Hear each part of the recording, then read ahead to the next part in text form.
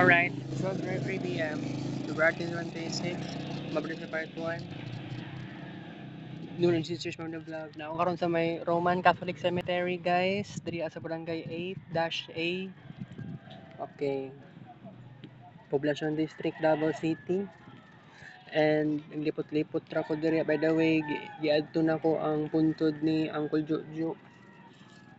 Nakatuod pa in town ko.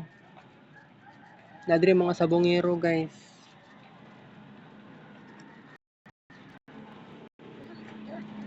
Ano mga naglakaw?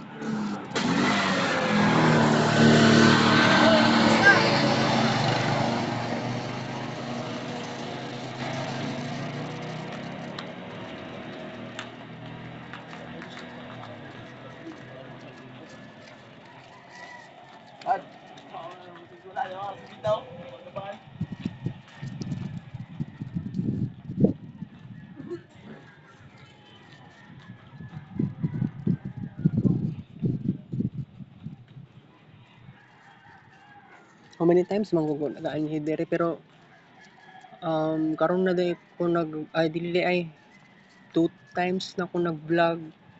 Kay katong pinaka first katong ni hatod ko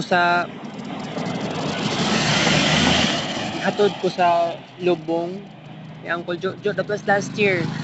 Karon na po ko nakabalik po diri. Kay naisipan na po na ako nga ay what if mobisita day ko diri by the way na ikuan kanding. Dagan kay mga kanding, guys.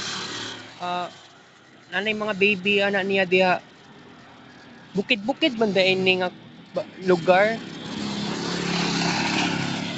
Wala pag i-urbanize pa niya. Lapok na sa yang sudlanan. Oo, parting Lapuka.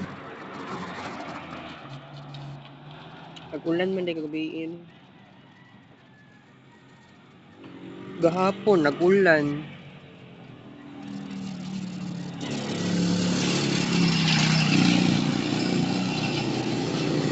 It is not always true nga kining mga silingan namo sa Barangay 22 nga nangamatay sa wireless sila gilubong. Sa tinuod lang diri nga lugar sa Roman Catholic Cemetery kasagaran ginalubong ang mga namatayan namong silingan. Oo. So dili tinuod nga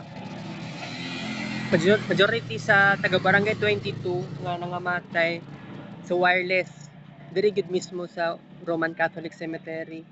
So ako nag-wonder kung ano, wow. Kaingon jud ko sa akong sarili, wow. So although February pa man karon no, kanang ganahan lang po kay ko nga mobisita kung siguro in the future kung mga silingan na willing mo anhi og sa ilang mga namatayan.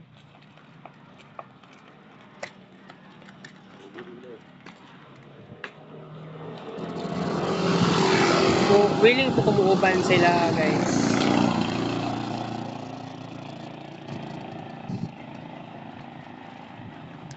That's all for today. Kita kits sa Rich Vlog. Take a shot. 12:27 p.m.